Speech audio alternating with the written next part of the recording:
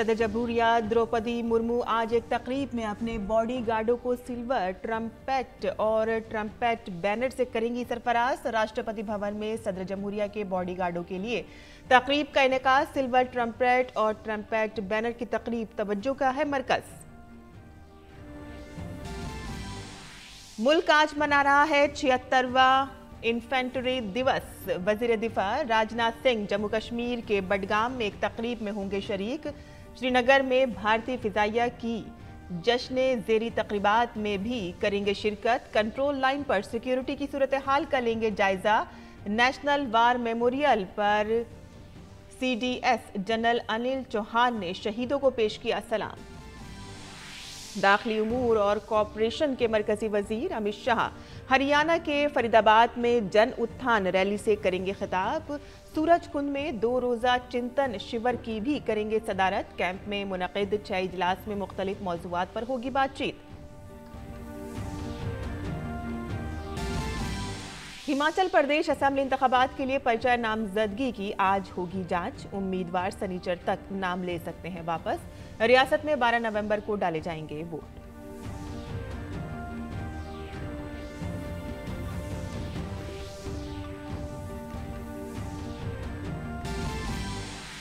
वाराणसी की अदालत में ज्ञान वापी मामले पर समाअत आज अहाते को हिंदुओं को सौंपने और मुसलमानों को दाखिले पर पाबंदी लगाने का मुतालबा करने वाले विश्व वैदिक सनातन संघ के जरिए दाखिल दरख्वास्त पर होगी समाअत।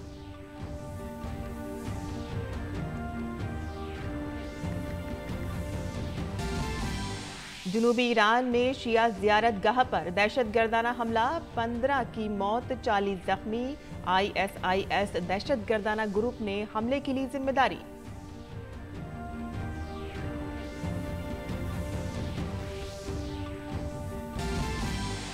और ICC T20 आलमी कप में आज नीदरलैंड से होगा भारत का मुकाबला। दीगर मुकाबलों में बांग्लादेश का जनूबी अफ्रीका से, जबकि पाकिस्तान का जिम्बाब्वे से होगा मुकाबला।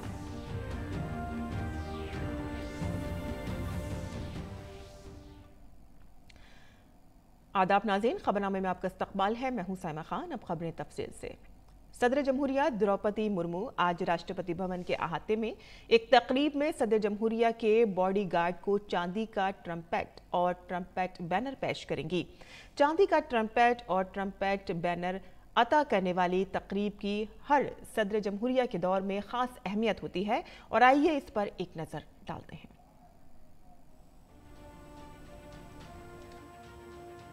सदर जमहूरिया द्रौपदी मुर्मू राष्ट्रपति भवन के अहाते में मुनक़िद खास तकरीब में सदर जमहूरिया के बॉडीगार्ड को चांदी का ट्रम्पेट और ट्रम्पेट बैनर पेश करेंगी। इस साल ये तकरीब और भी खास है क्योंकि सदर जमहूरिया के बॉडीगार्ड अपने क़याम के 250 साल पूरे होने का जश्न मना रहे हैं, जो आज़ादी का अमृत महोत्सव के साथ मनाया जा रहा है।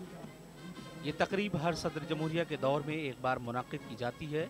ये एक अजीम तकरीब है जिसमें फ़ौज को उनके शानदार घोड़ों पर सवार रिवायती यूनिफॉर्म में पेश किया जाता है। ये ceremony silver trumpet and trumpet banner presentation है, जो कि प्रेसिडेंट्स बॉडीगार्ड को हर प्रेसिडेंट के टेन्योर में एक बार प्रदान किया जाता है। यूनिक ट्रेडिशन है इंडियन आर्मी का, जो कि सिर्फ प्रेसिडेंट्स बॉडीगार्ड को ही राष्ट्रपति जी प्रदान करते हैं silver trumpet and trumpet banner. ये जब भी हम माउंटेड परेड पे जाते हैं तो एक सिल्वर ट्रम्पेट होता है और उस पर एक बैनर लगा रहता है जिस पे प्रेसिडेंट ऑफ इंडिया का नाम देवनागरी स्क्रिप्ट में लिखा रहता है। इस परेड में तो सबसे पहले तो लगभग 60 to 70 पर्सन्स इन्वॉल्व हैं, जो कि परेड पे आप जिनको देख रहे हैं, लेकिन एक पूरे रेजिमेंट इसमें इन्वॉल्व होता है, जो कि हमारी नफरी करीब 200 के लोग हैं। फौजियों और उनके घोड़ों के दरमियान हमांगी इस रेजिमेंट की अहम खुसूसियात में से एक है। तकरीब में घोड़े और घुड़सवार दोनों की तरबियत, तवाजुन और रस्मी तरीके को दिखाया जाएगा। चांदी का ट्रम्पेट और ट्रम्पेट बैनर की तारीख और अहमियत और सदर जमहूरिया के बॉडीगार्डों के जदीद किरदार पर रोशनी डालने वाला एक ऑडियो विजुअल भी पेश किया जाएगा। प्रेसिडेंट बॉडीगार्ड में लगभग 102-3 घोड़े हैं। अभी डिपू से घोड़े नए आते हैं तो उस टाइम क्या अभी कम ट्रेंड हो जाते हैं, तो ज़्यादातर जैसे हमारे जैसे जो भी इवेंट होता है, चाहे वो शो जंपिंग का हो, चाहे वो क्रॉस कंट्री का, तो उसके लिए कम से कम भी 1 साल के करीब लग जाता है इनको ट्रेनिंग देते हुए। बाकी परेड की भी सेम रूटीन वाइज तैयारी चलती रहती है।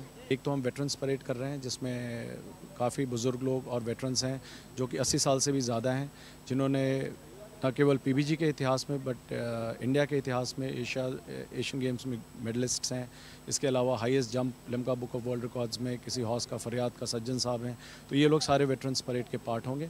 इसके अलावा जो एक म्यूज़िकल राइड है इस बार हम एलईडी डिस्प्ले के साथ कर रहे हैं जो कि रात के वक्त होगा। इस तकरीब में हफ्तों की मश्क और हमांगी की ज़रूरत होती है। सर जमहूरिया का अपना फौजी दस्ता होने की वजह से इसकी अहमियत और भी ज़्यादा है। काबिल जिक्र है कि सदर के मुहाफिजों को भारतीय फौज की वाहिद फौजी इकाई होने का मुनफरिद एजाज़ भी हासिल है, जिसे सदर जमहूरिया के चांदी का ट्रम्पेट और ट्रम्पेट बैनर को लेकर चलने का खुसूसी हक हासिल है। इस मरतबा इस मौके की निशानदेही करने के लिए साबिक फौजी भी इस परेड में शामिल होंगे। रेजिमेंट के जरिए बरसों से जारी फ़ख्र, अखलाकियात और भरपूर विरासत किसी भी तरह से भारतीय फौज के शानदार विरसे की अक्कास है।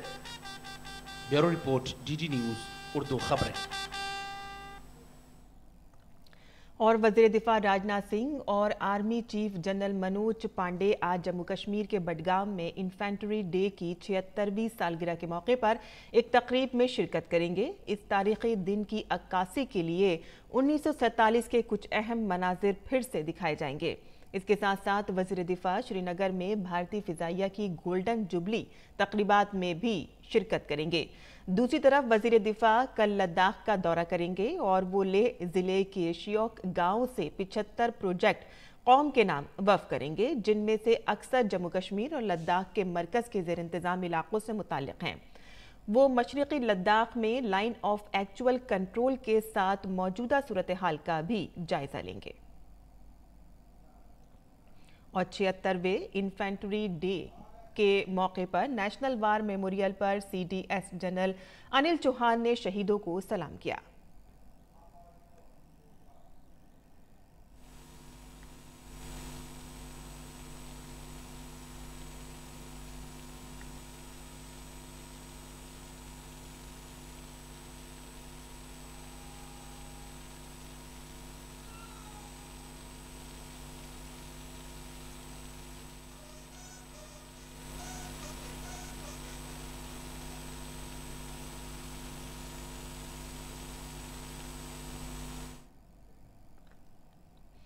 मरकजी वज़ीर दाखिला और कॉरपोरेशन के वज़ीर अमित शाह आज हरियाणा के शहर फरीदाबाद में जन उत्थान रैली से खिताब करेंगे। हरियाणा के वज़ीर आला मनोहर लाल खट्टर और कई वुज़रा एमएलए रैली में शिरकत करेंगे। ज़िला इंतज़ामिया ने जन उत्थान रैली के कामयाब इनेकाद के लिए मुकम्मल तैयारियां कर ली हैं। इसके अलावा मरकजी वज़ीर दाखिला और कॉरपोरेशन के वज़ीर अमित शाह हरियाणा के सूरजकुंड में आज से शुरू होने वाले 2 रोज़ा चिंतन शिविर की सदारत करेंगे। मरकज के ज़ेर इंतज़ाम इलाकों के लेफ्टिनेंट गवर्नर और एडमिनिस्ट्रेटर चिंतन शिविर में शिरकत करेंगे। इसके अलावा रियासत के दाखिला सेक्रेटरीज और directors general of police, central armed force और सेंट्रल पुलिस ऑर्गेनाइजेशन के डायरेक्टर जनरल साहिबान भी कैंप में शिरकत करेंगे। कैंप में 6 सेशन होंगे, जिनमें मुख्तलिफ मौज़ूआत पर गुफ्तगू की जाएगी। वज़ीर आज़म नरेंद्र मोदी जुम्मे को कैंप से खिताब करेंगे। वज़ीर आज़म ने इस साल अपने यौम आज़ादी के खिताब में पंच प्राणों का ऐलान किया था और इसी के मुताबिक कैंप में विजन 2047 और पंच प्रण के निकात के लिए एक एक्शन प्लान तैयार किया जाना है। ताउन पर मबनी विफाकियत के जज्बे से मुतासर इस कैंप का मकसद मरकजी और रियासती सतह पर मुख्तलिफ स्टेक होल्डर्स के दरमियान स्कीमों के निफाज में ज़्यादा से ज़्यादा तालमेल पैदा करना है। चिंतन शिविर में पुलिस फोर्स को जदीद बनाने, साइबर क्राइम के चैलेंजों से निपटने, फौजदारी इंसाफ के निज़ाम में इंफॉर्मेशन टेक्नोलॉजी के बढ़ते हुए इस्तेमाल, ज़मीनी सरहदी इंतज़ाम, साहिली और ख़वातीन की हिफाजत और मनशियात की स्मगलिंग जैसे मसाइल पर गौर-व-खौज होगा। मुख्तलिफ मामलों पर गौर-व-खौज के दौरान इन मामलात पर रियासती सरकारों की हिस्सेदारी का तयन करना है। हिमाचल प्रदेश में 12 नवंबर को होने वाले असेंबली इंतखाबात के लिए दाखिल किए गए कागजात नामजदगी की जांच पड़ताल आज की जाएगी। उम्मीदवार हफ्ते तक अपने नाम वापस ले सकते हैं। इस दौरान इलेक्शन कमीशन ने इंतखाबात की तैयारियां शुरू कर दी हैं। पहली रिहर्सल रियासत के मुख्तलिफ मकामात पर मुनक़िद की गई ताकि वोटिंग के अमल को शफाफ तरीके से अंजाम दिया जा सके। इस दौरान इलेक्शन ड्यूटी पर तैनात पोलिंग अहलकारों को वोटिंग के अमल से मुतालिक मालूमात फराहम की गई। रिहर्सल के दौरान पोलिंग अहलकारों से कहा गया कि वो अपनी जिम्मेदारियां पूरी ईमानदारी के साथ निभाएं। हिमाचल प्रदेश के असेंबली इंतखाबात बीजेपी कितनी संजीदगी से ले रही है, इसका अंदाज़ा रियासत में पार्टी के तंजीमी जनरल सेक्रेटरी BL संतोष की सरगर्मियों से लगाया जा सकता है। मंगल को BL संतोष ने पार्टी दफ्तर में इलेक्शन मैनेजमेंट के लिए बनाई गई तमाम कमेटियों के साथ मीटिंग की और रिपोर्ट ली। तमाम कमेटियों की जिम्मेदारियां से इंतखाबात के लिए किए जाने वाले काम को आगे कैसे बढ़ाना है, मुस्बत नताइज कैसे आएंगे और इस बारे में तबादला ख्याल किया और मिलकर बेहतर काम करने की हिदायत दी। हिमाचल में बीजेपी लीडर और बूथ लेवल के कारकुन किस तरह काम कर रहे हैं, इसकी मुकम्मल रिपोर्ट मरकजी क़यादत को भेजी जा रही है। पार्टी के आला रहनुमा खुद दफ्तर में बैठकर हर छोटी से छोटी जो कमेटी के मुकर्ररा निशाने तक काम करने पर बात कर रहे हैं। हदफ को हासिल करने के लिए दीगर रियासतों के तजर्बे की बुनियाद पर कमेटी मेंबरान को टिप्स भी दी जा रही हैं। बीजेपी ने इंतखाबी इंतजाम के लिए 16 कमेटियां तश्कील दी हैं। इनमें इंतखाबी सामान की तकसीम से लेकर बाहर से आने वाले कायदीन को उनके प्रोग्राम तय करने तक रैली के इंतजामात के लिए कमेटियां तश्कील दी जा रही हैं। इंतखाबात के लिए बूथ लेवल की रिपोर्ट तलब की जा रही है। पार्टी की कौमी तंजीम के जनरल सेक्रेटरी BL संतोष नाराज लीडरों को मनाने में अहम रोल में नजर आएंगे। वो इस काम के लिए बीजेपी के माहिर माने जाते हैं। हालांकि पार्टी के कौमी सदर JP नड्डा ने भी रियासत में मोर्चा संभाल लिया है, लेकिन अब तक नड्डा सिर्फ बिलासपुर जिले में ज्यादा सरगर्म है। नाराज रहनुमाओं को मनाने के लिए कई मीटिंगें भी की गई हैं और अब कागजात नामजदगी दाखिल करने का अमल मुकम्मल होने के बाद नाम वापस लेने के लिए 4 दिन का वक्त रह गया है। इस दौरान दोनों सियासी जमातों के पास नाराज रहनुमाओं को जगह देने का आखिरी वक्त है और इसके लिए मरकजी क़यादत भी मुतहर्रिक है। बीजेपी का चैलेंज बड़ा है। 18 लीडरों को मनाकर उम्मीदवारों को मजबूत करना होगा। बीजेपी के कौमी सदर JP नड्डा से लेकर वजीर आला जयराम ठाकुर तक नाराज लीडरों को मनाने के लिए कोशा हैं। और शिमला शहरी असेंबली सीट पर इस बार बीजेपी ने चाय वाले पर दांव खेला है। पार्टी ने इस सीट के लिए साबिक काउंसलर संजय सूद को अपना उम्मीदवार बनाया है। संजय सूद इस वक्त रियासती बीजेपी के खजानची हैं। मौजूदा शहरी तरक्याती वजीर सुरेश भारद्वाज की जगह संजय सूद को यहां से टिकट दिया गया है। सुरेश भारद्वाज ने शिमला शहर से कांग्रेस को लगातार 3 बार शिकस्त दी है। पार्टी ने अब वजीर सुरेश भारद्वाज की शिमला शहरी सीट को तब्दील करके उन्हें कुसमेटी हलके से उम्मीदवार बनाया है और संजय सूद शिमला के ओल्ड बस स्टैंड में चाय की दुकान चला रहे हैं। संजय सूद 1991 से चाय की दुकान चला रहे हैं। पहले वो बस स्टैंड पर अखबारात बेचते थे। हालांकि इंतखाबी हलफनामे के मुताबिक आज वो करोड़पति हैं। अपनी दौलत के बारे में संजय सूद का कहना है कि उन्होंने वक्त के साथ बहुत कुछ बचाया है। उन्होंने कहा है कि जब मैंने जायदाद खरीदी तो इसकी कीमत इतनी नहीं थी। वो कहते हैं कि मैं रोज़ाना 100 रुपये डाक की बचत में जमा करता था। जैसा कि कहावत है कि लोग आपकी जद्दोजहद को नहीं बल्कि कामयाबी को देखते हैं। कांग्रेस ने इस सीट से हरीश जनार्था को मैदान में उतारा है, जिनकी दौलत संजय सूद से 2 गुनी है। और कांग्रेस ने हिमाचल प्रदेश की तमाम 68 सीटों पर अपने उम्मीदवार खड़े किए हैं, लेकिन लीडरों के दरमियान हंगामा आराई थमने का नाम नहीं ले रही है। अंदरूनी और बाकी लीडरों ने कांग्रेस की मुश्किलात में इजाफा कर दिया है। कांग्रेस जराये के मुताबिक पार्टी की रियासती सदर प्रतिभा सिंह और मुहिम कमेटी के सदर सुखविंदर सिंह सुक्खू ने नाराज लीडरों को मनाने का बीड़ा उठाया है। नाराज अरकान को मनाने के लिए फोन कॉल्स के साथ साथ मुलाकातों का सिलसिला भी शुरू हो गया है। कांग्रेस के पास भी 10 ऐसे हलके हैं जहां नाराज लीडरों ने तशवीश का इजहार किया है। शिमला की चौपाल सीट से बाकी लीडर साबिक एमएलए डॉक्टर सुभाष मंगलेट आज़ाद उम्मीदवार के तौर पर मैदान में उतरे हैं। नामजदगी के बाद मंगलेट ने जिस तरह का बयान दिया है, इस पर परेशानी मजीद बढ़ने का अंदेशा है। सुभाष मंगलेट ने कहा है कि सर्वे की बुनियाद पर टिकट नहीं दिए गए, टिकट सिर्फ चाहने वालों को तकसीम किए गए हैं। उन्होंने कहा कि उत्तराखंड में होने वाले इंतखाबात में भी ऐसा ही किया गया। पार्टी की रियासती इंचार्ज राजीव शुक्ला पर बड़ा हमला करते हुए मंगलेट ने कहा कि राजीव शुक्ला लीडर नहीं है, वो एक ताजिर हैं और हाई कमान गुमराह करने का काम करती है। शुक्ला हेलीकॉप्टर में सफर करते हैं और 5 स्टार होटल में कयाम करते हैं। उन्हें जमीनी हकीकत का इल्म नहीं है। मंगलेट के अलावा सिरमौर की पछाड़ असेंबली सीट से साबिक वजीर गंगू राम मुसाफिर और शिमला की थियोक सीट से साबिक वजीर JPL खाची के बेटे विजयपाल सिंह खाची ने आज़ाद उम्मीदवार के तौर पर पर्चा नामजदगी दाखिल किया है।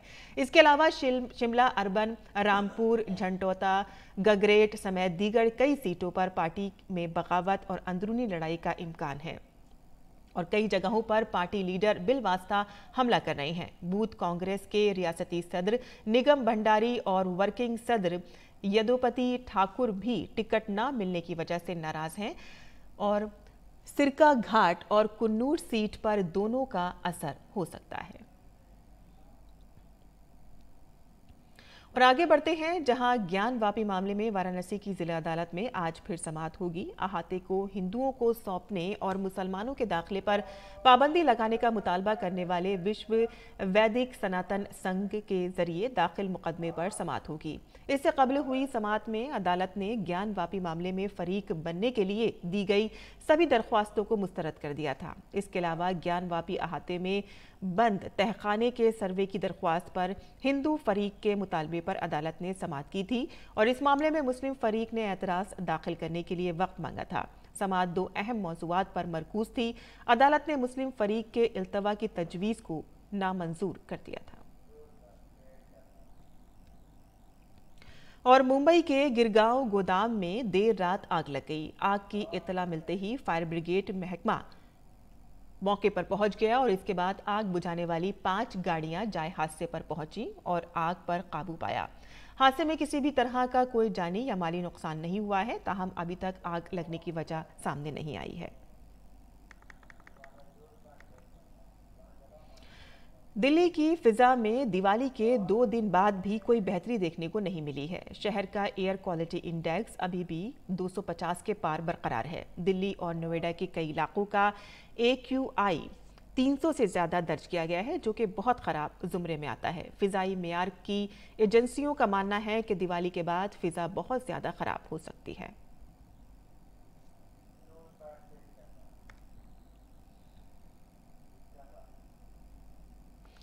और हेरिटेज वॉक में आज हम बात करेंगे पंजाब के तारीखी किले की। इस किले का नाम है मुबारक भंडारा। शहर के दरमियान ये वाक़ई किला सदियों पुराना है।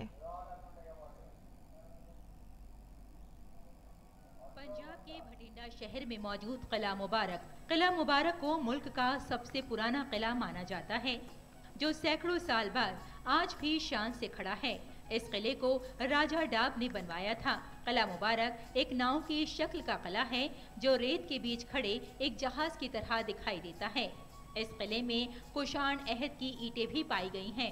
इसे ईंटों से बना सबसे पुराना और ऊंचा किला माना जाता है। यह किला करीब 14 एकड़ में फैला हुआ है।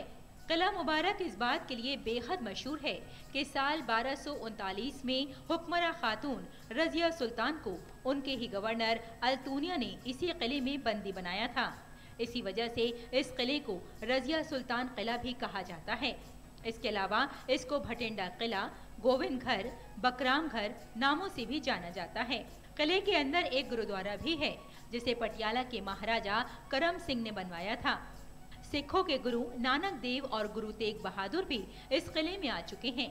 इनके अलावा गुरु गोविंद सिंह जी भी साल 1705 में किला मुबारक में आए थे, जहां उन्होंने पीर बाबा हाजी रतन से मुलाकात की थी। किला मुबारक को इसकी तारीखी हैसियत के लिए भारत में कौमी अहमियत की यादगार होने का दर्जा भी हासिल है। हजारों सयाह अपनी मालामाल तारीख के दीदार करने के लिए किला मुबारक आते हैं। Bureau report, DD news. और ईरान के शहर शिराज में शिया ज़ियारतगाह पर दहशतगर्दाना हमले में 15 अफराद की मौत और 40 अफराद जख्मी हो गए। ISIS ने इस हमले की जिम्मेदारी कबूल की है। इस हमले ने मुल्क में जारी कशीदगी में और इजाफा कर दिया है।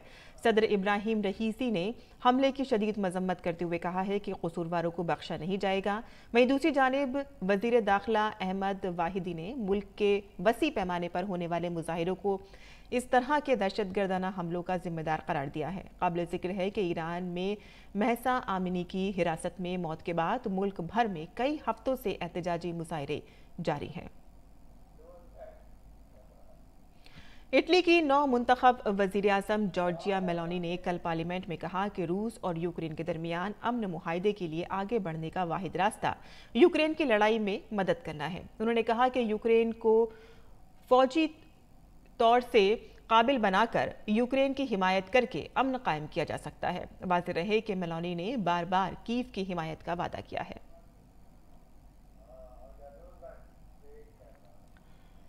और नाज़रीन, अब एक नजर डाल लेते हैं दिल्ली से शाये होने वाले उर्दू अखबारात पर।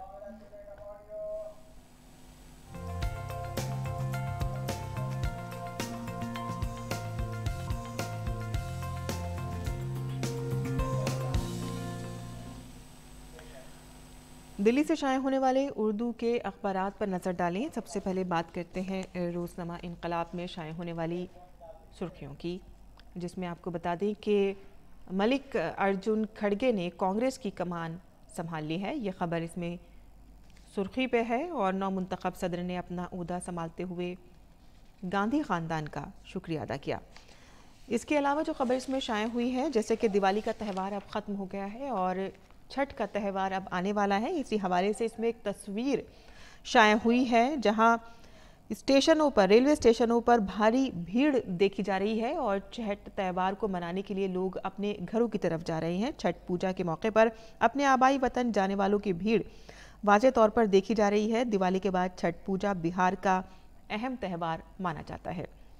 इसके अलावा दिल्ली से खबर है जहां लेफ्टिनेंट गवर्नर ने यमुना घाटों पर छठ पूजा मनाने की मंजूरी दे दी है और उन्हें कहा है कि घाटों पर पूजा की इजाज़त दी जाएगी। एलजी ने दिल्ली के वज़ीर आला को हिदायत दी है कि वो अक़ीदतमंदों के लिए साफ घाट और पानी को यकीनी बनाएं।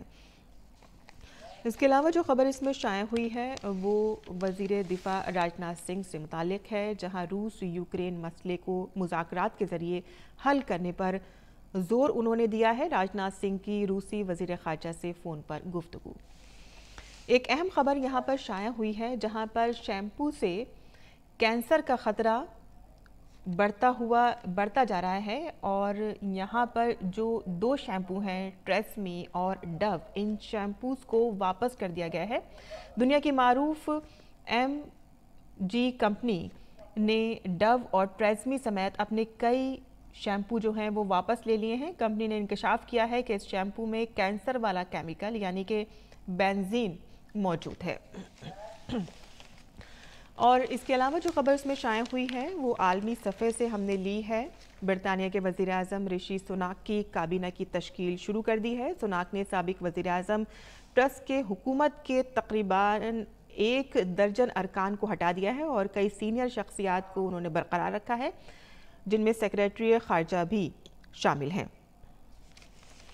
इसके अलावा रोज़नामा राष्ट्रीय सहारा से भी आलमी सफ़े से हमने यहाँ पर ख़बर ली है जहाँ रूस के तैयारों से यूक्रेन के तवानाई के शोबे तबाह किए गए हैं। ये ख़बर आलमी सफ़े पर है। यूक्रेन के बजट में मुतवक्के $38 अरब के खसारे को आलमी बिरादरी से पूरा करने का व्लादिमीर ज़ेलेंस्की का मुतालबा। हिंदुस्तान एक्सप्रेस से जो हमने ख़बर ली है वो भी आपको बता देते हैं। सिनेमा की ख़बर है जहां हिंदी सिनेमा के बादशाह थे प्रदीप कुमार, आज उनकी बरसी के मौके पर अखबार ने इसमें एक आर्टिकल शाया किया है और लिखा है कि मशहूर अदाकार प्रदीप कुमार एक ऐसे अदाकार के तौर पर याद किया जाता है जिन्होंने 1950 से लेकर 60 की दहाई में अपने तारीख़ी किरदार के ज़रिए नाजरीन को महसूस किया। तो ये थी आज की अखबारात की सुर्खियाँ। और आगे बढ़ते हैं और खेल की खबरों पर भी नजर डाल लेते हैं, जहां ऑस्ट्रेलिया में जारी T20 आलमी कप में आज भारत का मुकाबला नीदरलैंड से होगा। अपने पहले ही मैच में पाकिस्तान को हराकर धमाकेदार शुरुआत करने वाली भारतीय टीम का इरादा अपनी जीत के सिलसिले को बरकरार रखने का होगा। ये मुकाबला सिडनी क्रिकेट ग्राउंड में खेला जाएगा, जहां टीम इंडिया का रिकॉर्ड शानदार रहा है। ये पहला मौका है कि जब भारत और नीदरलैंड की टीमें T20 में आमने सामने होंगी। पाकिस्तान के खिलाफ जल्द ही आउट होने वाले कप्तान रोहित शर्मा और KL राहुल नीदरलैंड के खिलाफ फॉर्म में वापसी करते हुए बड़ा स्कोर बनाने की कोशिश करेंगे। वहीं गुज़िश्ता मैच के जीत के हीरो रहे विराट कोहली डच टीम के लिए सबसे खतरनाक साबित हो सकते हैं।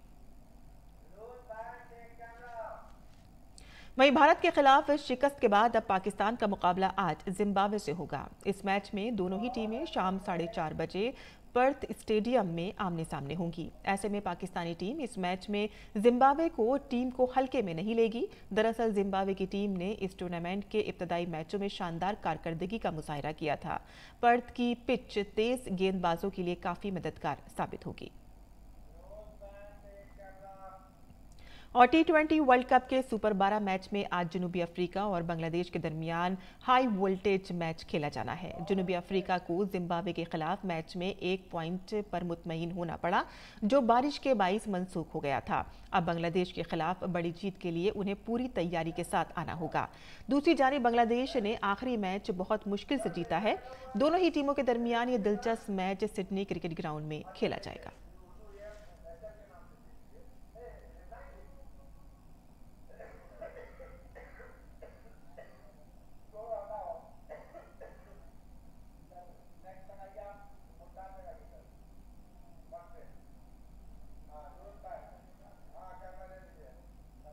और इसी के साथ ही हमारा खबरनामा यहीं खत्म पजीर होता है। हमारी पूरी टीम को दें इजाजत। आदाब।